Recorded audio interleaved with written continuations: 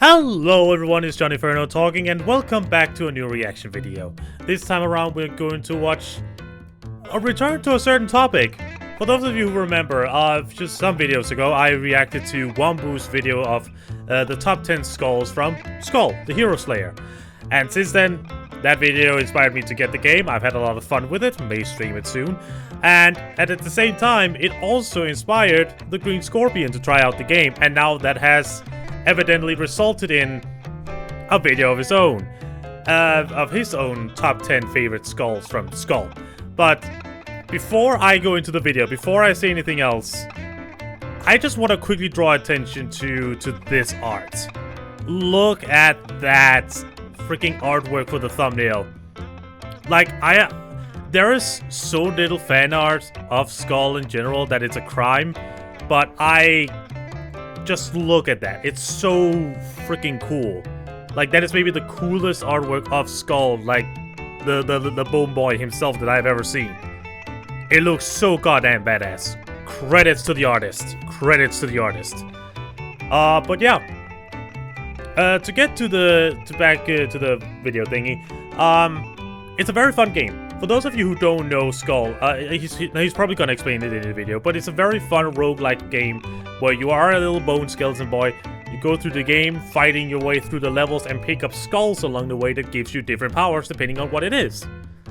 Those of you who saw my reaction to Wombu's video will know that I gained love very quickly for the Rockstar Skul, which is still my personal favorite one. I have gotten some other things that I really like since then, but the Rockstar Skul is just awesome. And I'm excited to see what the Scorpion is gonna like here as well. But yeah, without any more further ado, let's get right into it.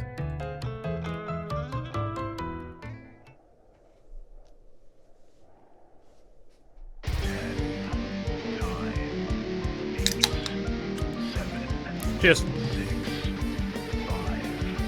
oh yeah, the artwork in this game is fucking gorgeous.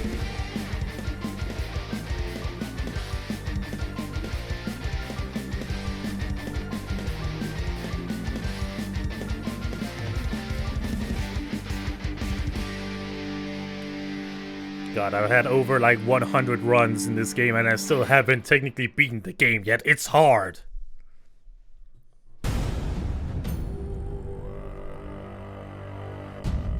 Hello everyone, the Green Scorpion here, and hello. You know what? I'm tired. My last couple of countdowns have been giant endeavors that took way longer to produce than I expected.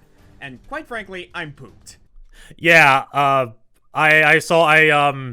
wanted to react to these, but they were way too long, and like they're over an hour each. And I couldn't really find the time to react to them, so I just decided to watch them on my own, which is what I usually do with countdowns. Like, so recently I've begun to react to countdowns.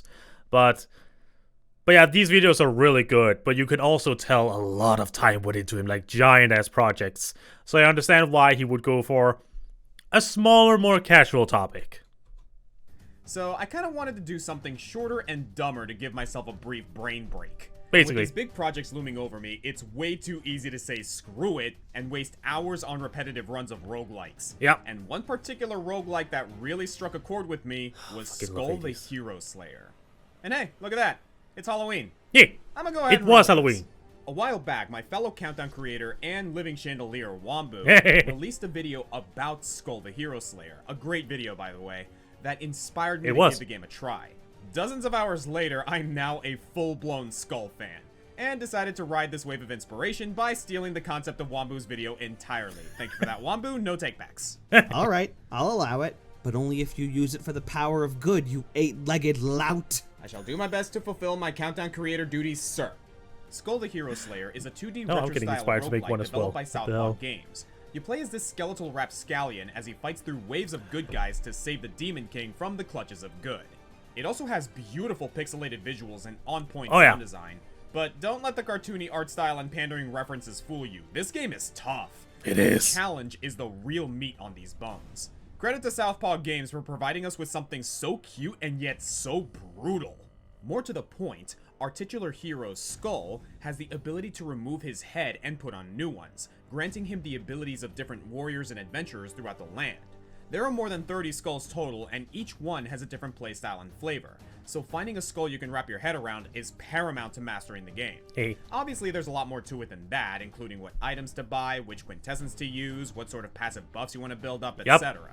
I'll bring those up if relevance allows it, but make no mistake, the focus for today are those compelling craniums. And one more big thank you to Wombu, not only for inspiring this list with a video that you should totally watch, but also for gifting me the game. He literally made this video possible. Damn! So, love what you do, Wombu. Keep being awesome. You got it, friendo. And with that, let's set out for adventure. These are my top 10 favorite skulls from Skul. My top 10 skulls? My top 10 Skul the Hero Slayer skulls? Yeah, let's go with that one. Let's go with that, yeah. Alright, but there are many flavors, many, like I said, many things to choose from, so I'm excited to see which one he will go for. So something to point out before we get into the first entry is that there are 3 different categories of skulls in this game. Power skulls are all about the heavy damage, but are slow to move. Speed skulls are all about the movement and attack speed, and balance skulls are the happy marriage between the two. Which one you lean towards heavily depends on your playstyle, but for me, it turns out that I strike a good balance. The list having 4 power skulls, 4 speed skulls, and 2 balance skulls. Foreshadowing. With that said, let's kick this list off with the first speed skull. Alright, which one? Monkey! Ah, monkey! That's a good one. I didn't think much at first of Stone Monkey's skull. It starts out pretty weak, just a little stick-swinging simian with a serviceable 3-hit combo. But you probably already see where this is going. A monkey with a staff that knows martial arts. Gee, I wonder who that could be. Ha! Well, hold on to your bones because it gets better. Actually, no, don't hang on to your bones. Give your bones to Arachne to upgrade your skulls from common to rare to unique and finally legendary. And Stone Monkey's upgrades are something special. As base Stone Monkey, you can spawn these shadow clones based on a meter that will attack any enemies nearby after a delay, and the upgraded Monkey King gains a significant upgrade to both the clones and his special abilities. Upgrading to the unique Immortal King grants him access to a second special ability, and the clones will now mimic Stone Monkey's basic attacks. Ah, and then, I haven't got that far with it yet. Legendary Overlord Skull, the clones will mimic his basic attacks and special moves, significantly increasing his damage output and field presence. So, yeah, you're basically playing as Sun Wukong, decimating hordes of enemies and clowning on boss fights with those clones of his. Oh no, YouTube. You can even optimize it further since the... YouTube, please. YouTube, please. I've begun reacting to videos from YouTube so I can better, like, pause and talk. Please don't screw this up on me.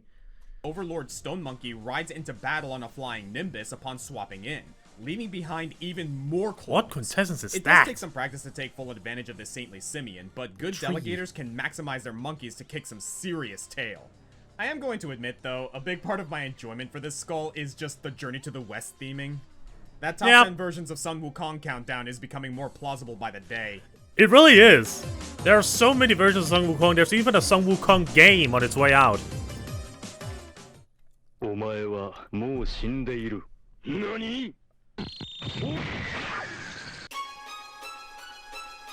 The how extra do you want to be, Skull? Samurai Jack, Afro Samurai, Haomaru.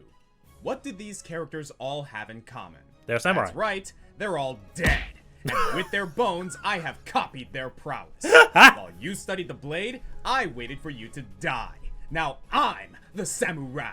There can only be one samurai. Well, actually, most modern depictions of samurai are actually Ronin. Thank you, Gaijin Goomba. Love your stuff. Yep, but whatever. basically. Samurai are cool, and so is a samurai skull. What you see is what you get here. A disciplined swordmaster complete with jingasa, kimono, and sheath blade that is only... Also, a quick question. I guess that the small cartoon skull things at the edge, are those like commissioned art as well? Because if so, well done. We need more Skull fan art. We need more people on this game. Seriously. Drawn to unleash swift strikes and devastating slashes. Obviously a nod to the popular Yaijutsu style of swordplay. Samurai is great for racking up damage in the most basic way possible, but what sets him apart from other speed skulls is the single slash ability. Upon activation, single slash sends the samurai forward, freezing any enemies his blade comes into contact with, only for him to inflict a gross amount of damage upon sheathing his weapon. Yep. So, yeah, it's the classic swing your blade and your opponent hangs there for a moment before their inevitable decapitation! And if that's not enough damage, you got Sammy's passive that tags enemies with these blade counters. The more counters you have, the more damage Single Slash deals when you line up that perfect Kurosawa finisher. Combining speed and power, Samurai can be both an effective rune clearer and a devastating boss buster. Especially when upgraded to Neo Samurai, where the Single Slash basically just turns into Baiken's instant kill from Guilty Gear. If I had to pick one gripe with Samurai, it's that his appeal kind of wears off after you use him a few times. Aside from the Single Slash, the Samurai doesn't have much in the way of variety. His other abilities don't really offer anything either except, well, more damage. It's all about the Single Slash. Though, that just means he's a case of simple but brilliant, something that you'll notice a couple more times later on the list. Would I include him in top 10 Samurai if I ever did that list? Probably not, but he's at least worth consideration. Yeah. It is a very, like, you basically do everything to build up to that Single Slash strike. What's with me trusting clowns lately? Yay, they're the clowns! One of the first skulls I gravitated to was Ninja for its zippy, stabby gameplay. Obviously. In fact, I was pretty surprised it didn't make it onto Wombu's list. Well, it almost did, but Wombu had to be a doofus and drop Bomber in at number 10. I can't say I understand Wombu's love for explosive one-note malarkey. I mean, have you tried it? Yes, and all I got out of it was a huge mess and gunpowder up my nose. But to my own surprise, I ended up dropping Ninja. Bomber is situational, let's put it that way. You have to... It's incredibly awkward, and it totally makes sense that Wombu chose it as number 10. From my own list as well, because of this cadaverous cranium contained within a clown's crown. So who's the doofus Good alliteration. now? Still you, but I never said I wasn't a doofus myself. Clown Skull is basically Ninja, except more fun. In fact, once upgraded, he becomes one of the most potent damage dealers in the game. Yes.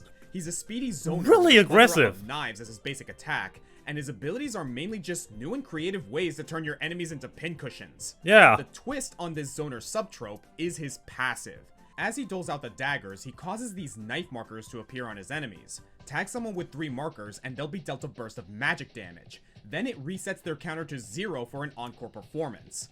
And with how many daggers this guy is juggling around, that's gonna happen a lot. Oh yeah. It makes Clown Skull one of the rare hybrid skulls in the game. Yeah, it deals Whether both you magic focus and your physical. items on physical damage, magic damage, or both, Clown Skull adapts to the situation. And oh lord, these upgrades! Piero's Skull is a straight up numbers boost, but once upgraded to Joker Skull, your abilities get a significant power up worthy of its villainous namesake. Plus, I just really love the aesthetic of this guy. That whole clown countdown I did a while back really gave me a lot of respect for these giggly goofy goobers. I genuinely love Bass Clown's silly little waddle, Piero is adorable on his unicycle, and Joker's Skull looks so badass in the most ridiculous way. Yeah, it really Clowns does. are all about making you smile and having fun, and I gotta say, Clown Skull accomplished Just that waddling in along. spades. And knives. Actually, mostly just the knives. A lot of knives. That's 3 speed skulls in a row so far, and that's pretty consistent with how I usually tackle action-based roguelikes. I tend to favor mobility and evasion, moving about the environment and avoiding attacks as much as possible while taking whatever shots I can at the enemy. This next entry follows that in a very similar, icy vein. Frost Skull, ice to meet you. Hey, a lot of puns in this countdown so far. I haven't used Frost Skull a lot yet. I really want to fix that. I'm just gonna accept my fate knowing that Comic Foil is going to fill this entire segment with ice puns, so here we go. Unlike Samurai and Clown, Frost is a balanced skull, not speed, but it still provides that evasion edge in a very different, very chill way. First off, every one of Frost's skills inflicts the freezing property on the enemies, which gives you a chance to reposition yourself, get some free damage in, or avoid the avalanche of trouble around you. But what's even cooler, Frost's skills have nearly 0 windup to use. Nearly sub-0 windup. You press the button, and before you know it, that attack was called off for a snow day.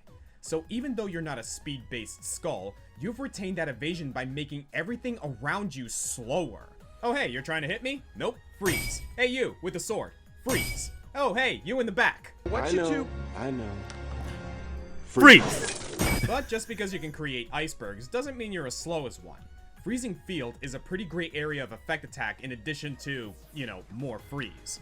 But the best move in Frost's kit actually involves you not moving at all. With Hibernation, you can become immobile and invincible while every enemy that touches you No! Where did it go? Yeah, no joke. I originally had Frost way higher on Oh, this list, they removed but it. The latest patch of the game made quite a few changes to Frost Skull that really cooled my jets. The loss of Hibernation is one thing. It was a great way to get your bearings and wait out certain attacks from big enemies or bosses that you otherwise might not have been able to avoid. Interestingly enough, it was moved to his swap skill in addition to the icicles that he shoots out in all directions.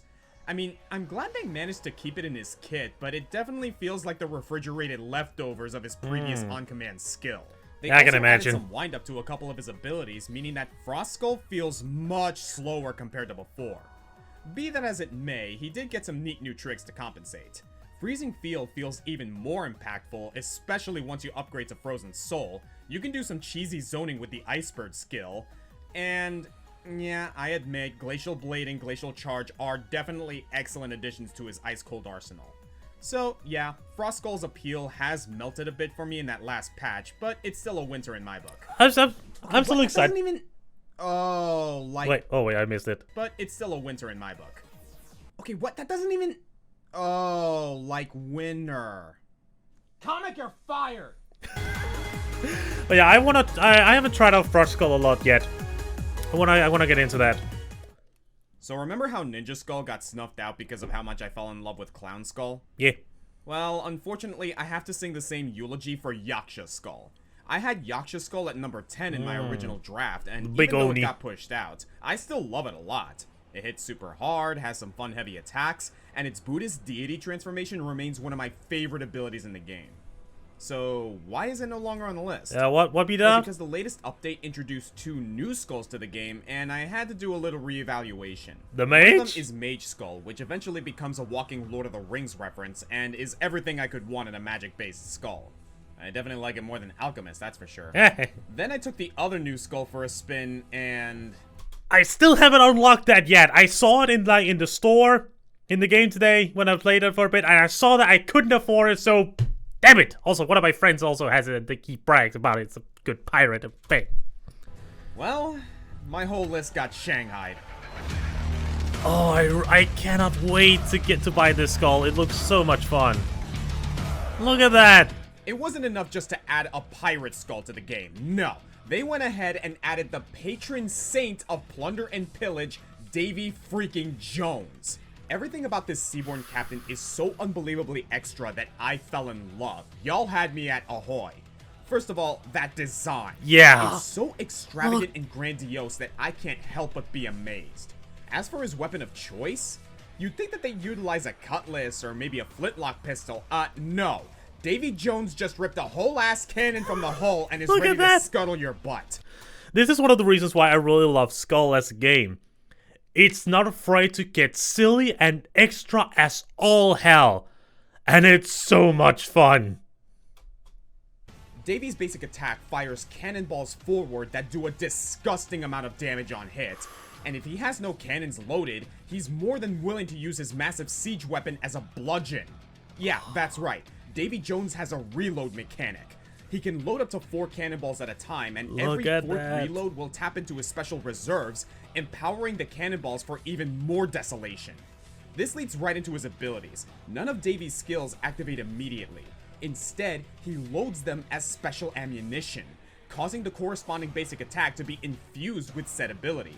At the ready, summons skeletal marksmen that fire towards the point of impact. Bombs away activates a cannon barrage. Lower the anchor lowers the anchor really fast. And my personal favorite, prepare for boarding, which calls upon skeletal pirates to self-destruct on contact with the enemy. He Look just at might be that. the most potent physical skull in the entire game. How could it get any better?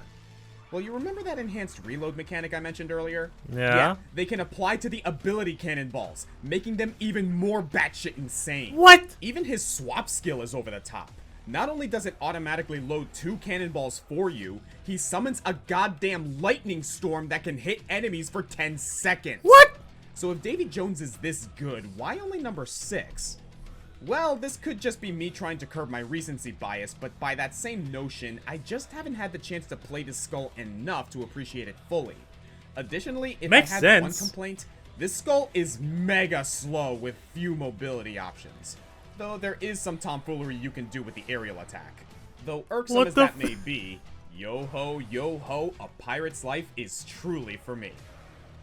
Or a pirate's death, anyway. I cannot wait to play to buy this skull. I want to try it out so badly. It looks so goofy and awesome. I'm starting to realize that previous countdowns I've done are really influencing my choices here. Ah, because of the Necromancers list. Huh. Well, to put it more accurately, I usually pick countdown topics about things that I like to begin with, and making said countdowns makes me like that topic even more. So when Skul the Hero Slayer decides to play with one of those same tropes, like, say, necromancy, I'm reminded of all the other necromancers that I like from other games, like Yorick or Jewel. Does this mean I have a fascination with death, or is Gravedigger Skull just really cool? Likely both. Gravedigger takes some time to get Same going. for me, honestly. A big lumbering power skull with a slow, hefty basic attack and no skills immediately. Yeah, attacks with a coffin. But if you look to your left, you'll see dead people. Striking these phantasmagorical wanderers causes graves to spawn, from which our resurrectionists can summon undead minions named after the works of William Shakespeare, which got Comic really excited when I told him that part.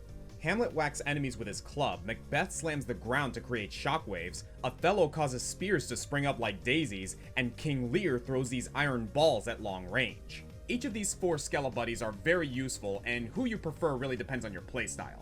So are you going to rank them individually? That's basically a running gag on Wombu's channel at this point. Which means there's no reason for me to rank them individually. It's just... No, there's literally no reason to do that. Exactly. Fine. Hamlet, Macbeth, Othello, King Lear. There you go. Now, was that so hard? Moving on. Save for Hamlet, who more I love often it. than not I ends up love in a it. place where I he love does it. a whole lot of nothing. The skeletal ensemble grants Gravedigger a remarkable amount of area control. And by the time you upgrade to Savior Skull, you'll be filling the screen with absolute undead viscera. Oh, wow. It's a great arsenal that allows Gravedigger himself to focus on what he needs to do to survive, whether that's evading attacks or adding to the DPS with that massive coffin of his. I should mention that Carleon Recruit Skull also summons minions to do his bidding. Surprisingly but fun. Gravedigger's better risk-reward ratio makes me favor him overall. Then there's Rockstar Skull, an honorable mention that possesses just as much if not more area control thanks to his plethora of sound-based attacks, but you need to be much more mindful of keeping Rockstar's music bumping, whereas Gravedigger gets his area control going with the push of a button. I acknowledge that's a me thing. I never really did get a handle on Rockstar's gimmick. Oh, what a shame. Let me play you the Song of Scrubs on the world's most unremarkable Stratocaster. Can it, you overpriced dining room appliance? In summary, not only is Gravedigger cool thematically, I love Wombu's just there. Like a chaotic Jiminy Cricket. I think it might be my best skull from a gameplay standpoint. I've beaten the game several times by now, and most of my victories are thanks to Gravedigger. Whenever I see that foreboding hood in the forest, I know for a fact I'm gonna have a good run. Alright. And that is... not a fan. I may not be a big horror guy, but fans of mine know that I love monsters and the fantastical lore of mythical creatures that go bump in the night. Skeletons, of course, given this countdown, but also vampires, ghosts, zombies, etc. My personal favorite, though? Yes, I should have seen that coming. Of course you would pick the werewolf skull. It's so much fun, the savagery. This one might be an unpopular pick for fellow Skull players because Werewolf Skull is rudimentary. It doesn't have a lot going for it compared to the more complex skulls in the game. It has a fast but generic 2-hit combo, and its abilities are all about rending your enemies asunder, either by tearing them to bits or by dashing through them with lightning speed. But that right there is actually the main thing that draws me to this skull. Same here! Mobility. Not only is Werewolf Skull fast, 2 of his abilities help close in distances or make quick escapes. There's Hunt, which lets him dash straight through targets and deal a good chunk of damage, but my preferred mobility option is Beast Leap, a mighty lunge that is overall easier to control. The best dash attack in the game. Both abilities are very useful though, and only get better with Look the at that from Arachne. This makes Werewolf Skull a potent drive-by attacker, doggedly dashing across the map and leaving piles of body parts where his enemies used to be. You do have to be mindful though. It's an easy set to learn, but you'll have to get creative to get the same use out of these simple abilities as you might with Davey Jones or Frost. I suppose that's part of the charm though. I love a challenge, and I will never resist the opportunity to prove that I can control the Savage Beast. I will admit that the most recent patch did nerf his damage a bit by removing his ability to bleed enemies. Not entirely sure why they did that, but to be fair, Werewolf Skull was done a lot of favors thanks to the rework of the game's items. Specifically, on-hit effects were given a lot more emphasis this time around, with status effects like Bleed, Freeze, and Stun getting a major buff. Plus the addition of the brand new Wound status. Speed Skulls overall love these changes, and with Werewolf Skull's emphasis on attack speed, he became a DPS monster overnight. And that's all aside from his Predation ability. Maybe not his best attack, but one I love landing. It's a big frontal bite that heals 1 HP for each enemy he kills with it. 1 HP may not seem like a lot, but in a roguelike, any boost to your health can make a huge difference. And also there are some rooms where you meet hundreds. Ability to use in a large crowd, and it does occasionally come in handy against bosses. All in all, Werewolf Skull gives me that viscerally satisfying Saberwolf feel, balancing rapid aggression with situational awareness, bobbing, weaving, and cleaving my enemies to shreds while zipping around with graceful dexterity. He's a simple boy, but he's a good boy. Very good boy. Also, he looks like King from the Owl House, and that just tickles me.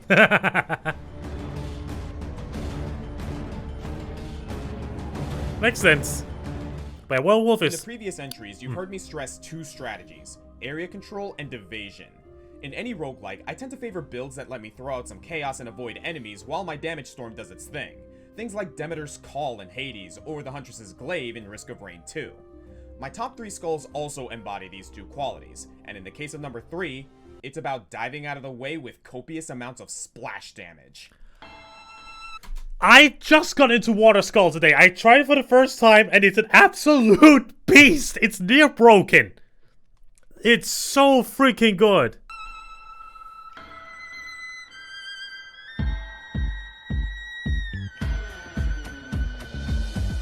There's actually a surprising lack of skulls in this game based around the natural elements. Yeah. Here we have Frost Skull, but there's no Lightning Skull, no Earth Skull, and I think the only use of wind in the whole game is courtesy of the Gargoyle Skull.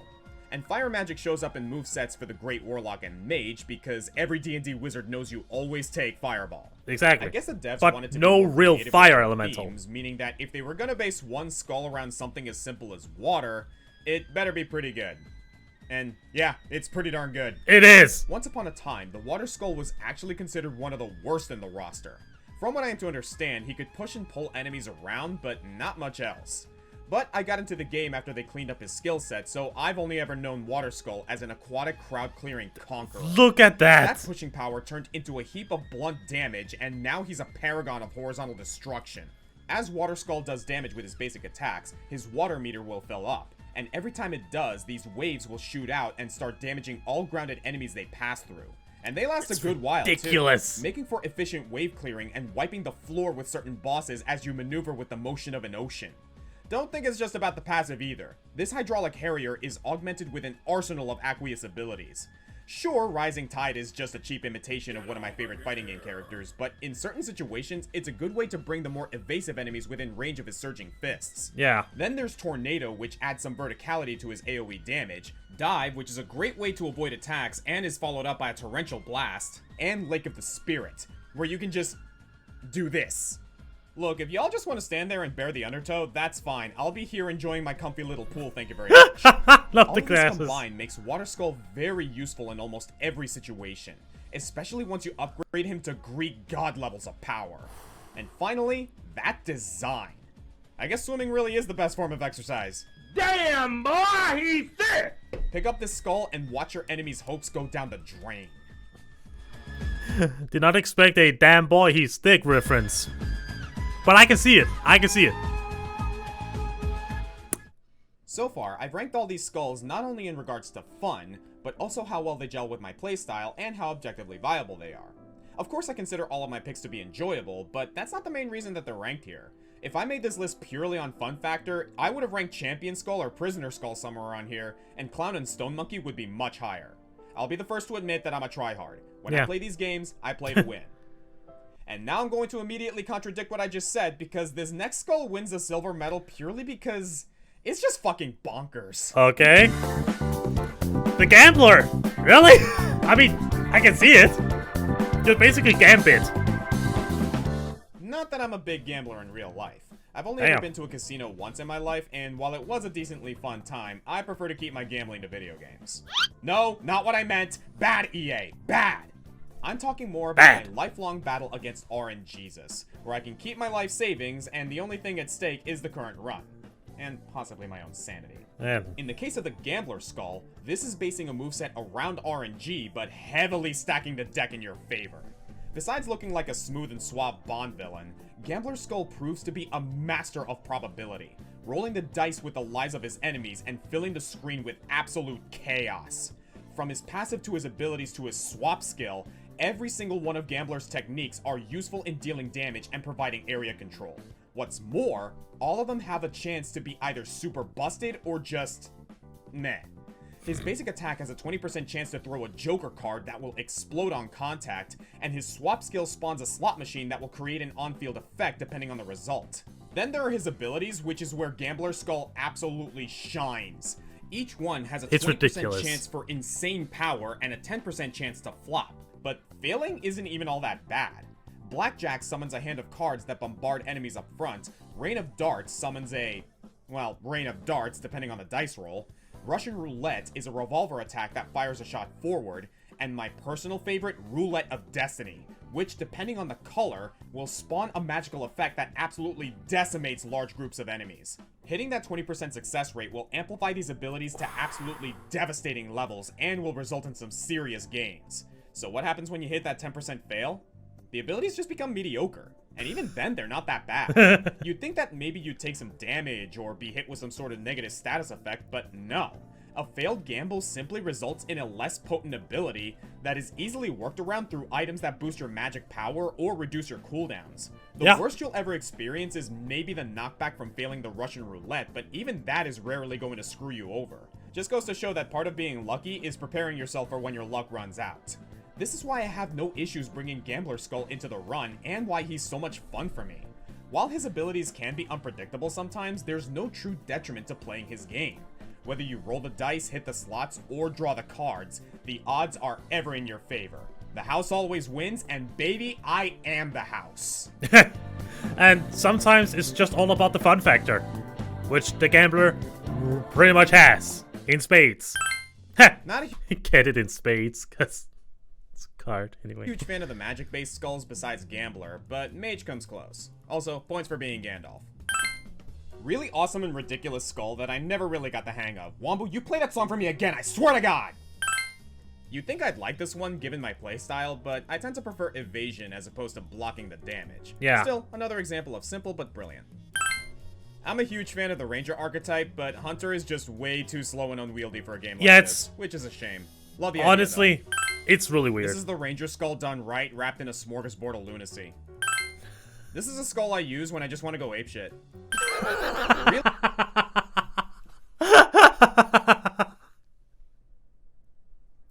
I'm sorry, but these, like, snap descriptions of the honorable mentions are amazing. Let's go back and hear that again. Smorgasbord of lunacy. This is a skull I use when I just want to go apeshit. Really neat idea that I genuinely enjoy using. Not a fan of the legendary design, though. Honorary number 12. Really fast, really cool, and super fun to use. The quintessential I don't give a fuck skull.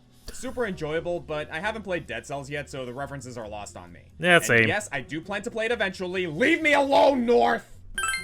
Jeez. Started out as arguably the worst skull in the game, but the recent updates have turned this guy into an absolute boss buster. Really? It's growing on me.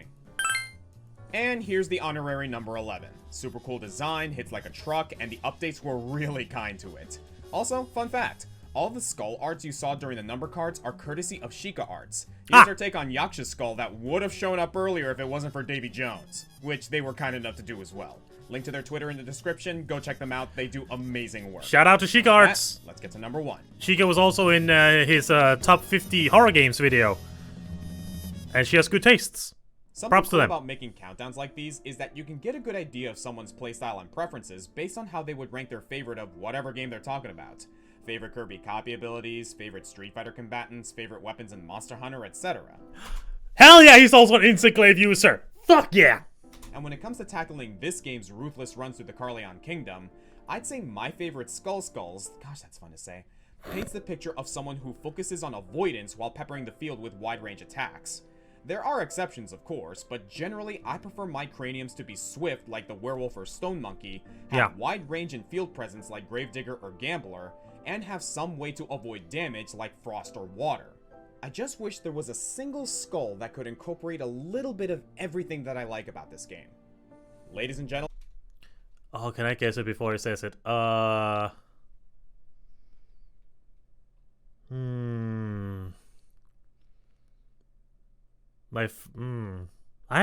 not sure. Gentlemen, my wish has been granted. Genie? Okay, to be honest, I haven't played Genie at all. I've never really tried Genie, so maybe this can change my mind.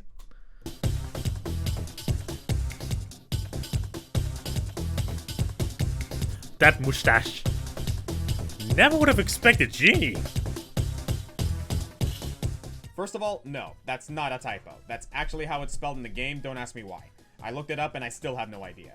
But that makes about as much sense as Skull himself. Maybe they have a phobia about completed nouns. Anyway, this might seem like a weird number 1 to those who have played Skull the Hero Slayer. Yeah. Upon first glance, Genie's skull is pretty straightforward. But he's got quite a few neat tricks hidden in that lamp. The scimitar is the obvious bit, giving Genie's skull a wide-range 3-hit combo similar to most other weapon-based skulls.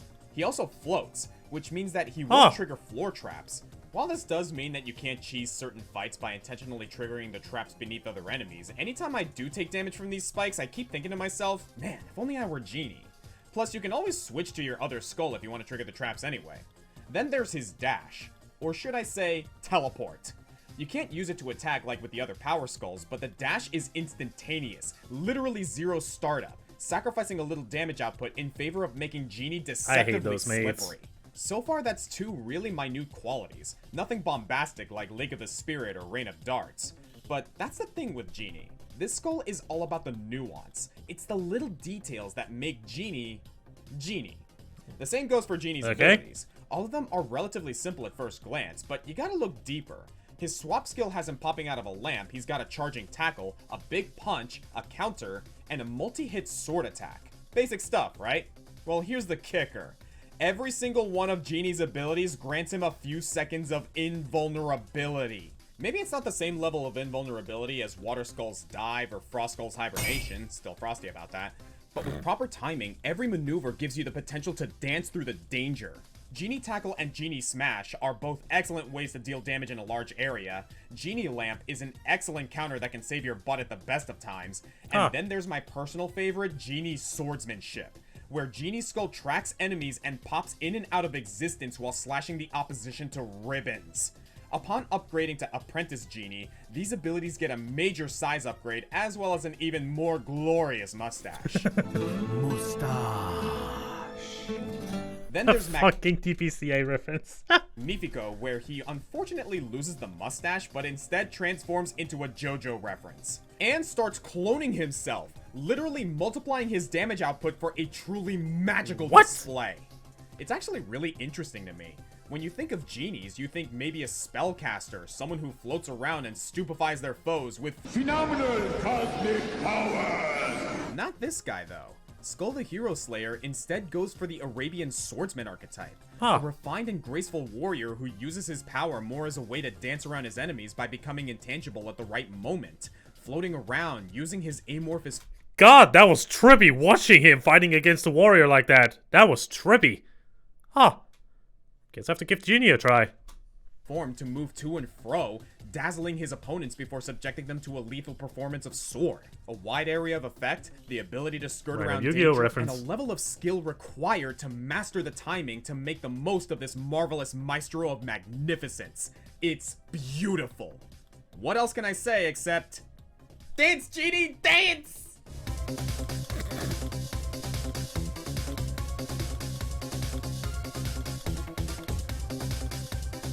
Cool.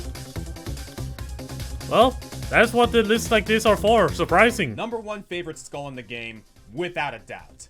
I'm the Green Scorpion, and thank you, Skul, for providing me with yet another fantastic roguelike to enjoy. And a very special thank you to Wombu for all the inspiration, support, and not suing me for plagiarism. Love you too, boo. Give this game a shot, give this channel a sub, and have yourself a very happy Halloween. Later, people! Hell yeah!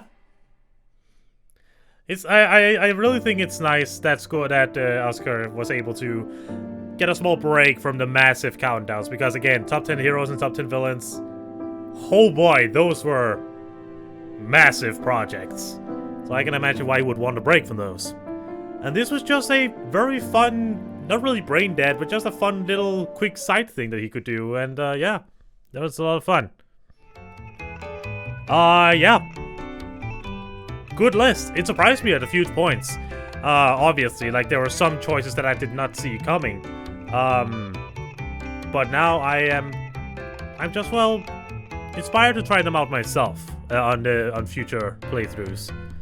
And now I want to make my own Skull list. I'm probably gonna forget it tomorrow, but for now I'm like, damn. Now I really want to do it as well. And of course, as always, the link to the original video will be put in the description below. But before I go, I just want to quickly give a big, massive thank you to all of the amazing people who are currently over at my Patreon supporting me. Those people are Loquacious, JRock1989, Matthew Donovan, Anime Guy 01 Bookworm, and Danish Faye. Thank you all so incredibly much for all of your support. I literally am so thankful. You guys are helping me out so much with your continued support. And if you guys, and if any of you out there want to support me on my Patreon as well, the links to my Patreon page will be in the description below.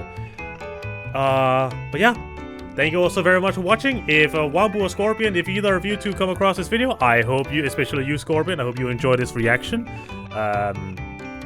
It's a lot of fun. And yeah, don't really have much else to say, so until next time, my dear friends, my name is JohnnyFerno. Please remember to love each other, and always remember to treat yourselves once in a while, because you friggin' deserve it. So yeah, my name is JohnnyFerno, and I'll see you next time. Bye!